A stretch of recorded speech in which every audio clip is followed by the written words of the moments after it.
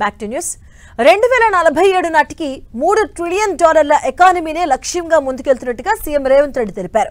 అన్ని రాష్ట్రాలకు తెలంగాణ ఆదర్శంగా ఉండాలన్నదే తమ లక్ష్యమన్నారు. హైదరాబాద్ను అన్ని రకాలుగా అభివృద్ధి చేస్తామన్న ఆయన దేశ ఆదాయంలో తెలంగాణదే 10% ఉండాలనే లక్ష్యంతో పనిచేస్తున్నట్టుగా తెలిపారు.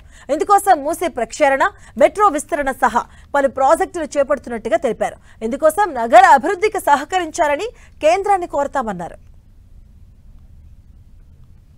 ఈ దేశంలోనే అభివృద్ధిలో మొదటి రాష్ట్రంగా తెలంగాణ రాలించాలి అని మేము ప్రణాళికలు రచించుకొని ముందుకు వెళ్తున్నాం. డిసెంబర్ 9, 2025 రోజు తెలంగాణ రైజింగ్ 2047 విజన్ డాక్యుమెంట్ని మేము డెడికేట్ చేయబోతున్నాము.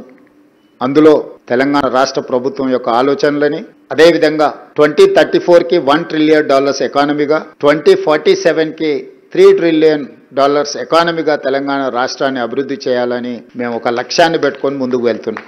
నరేంద్ర మోడీ గారు 2047కి $30 ట్రిలియన్ ఎకానమీ టార్గెట్ పెట్టుకొని ఏ విధంగా పనిచేస్తున్నారో అందులో 10% మేము కంట్రిబ్యూట్ చేయాలని అనుకుంటున్నాం. ఈరోజు దేశంలో 2.5% జనాభా ఉన్న తెలంగాణ రాష్ట్రం 5% ఎకానమీని కంట్రిబ్యూట్ చేస్తుంది. ఈ దేశంలో